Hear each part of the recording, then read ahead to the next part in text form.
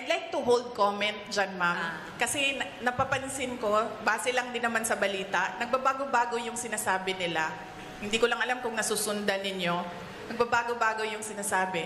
Sabi, wala na daw ang AFP, pulis na lang. Ngayon, meron na naman daw ang AFP, pero papalitan nila at mga pulis na sabay.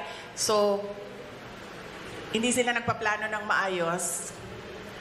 Kaya nagbabago-bago yung sinasabi nila. Advice ko dito sa mga tao na ito, mupok muna kayo, magplano muna kayo bago kayo bumanat para hindi kayo nahuhuli na nagsisinungaling.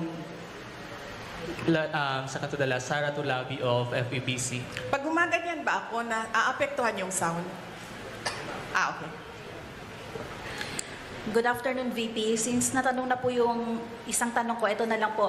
Sabi po ng PNP, wala silang information sa pagbabanta sa inyong buhay. Inireport nyo lang po ba ito officially, ngunit nasabi nyo hindi ito pinansin ng mga kinauukulan?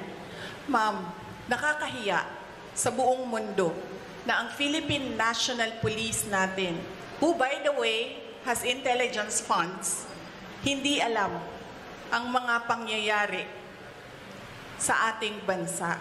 Nakakahiya na meron tayong pulis na hindi nila alam ang threats sa Vice President. Nakakahiya yan, ma'am.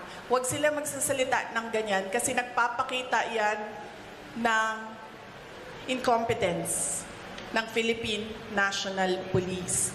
Dapat dyan, kung ako po ay Presidente, Secretary ng DILG, Chief ng PNP, ang sagot dyan ay, let us sit down and investigate the alleged threats so that we will know if these are true or not. Yan ang tanong. Ayan ang sagot dapat ng tamang tao. Pag yung tao na tama mag-isip, yan ang sinasagot dapat. Hindi yung sinasabing, wala kaming alam ng mga threats. Nakakahiya na ang pulis, ganyan. So, ibig sabihin, ang dami nilang walang alam ng mga pangyayari. So, kaya pala, nagkanya-kanya na ang mga kriminal dahil walang alam ang kapulisan. Nakakahiya para sa Pilipinas na naririnig na ang pulis natin ganyan magsalita.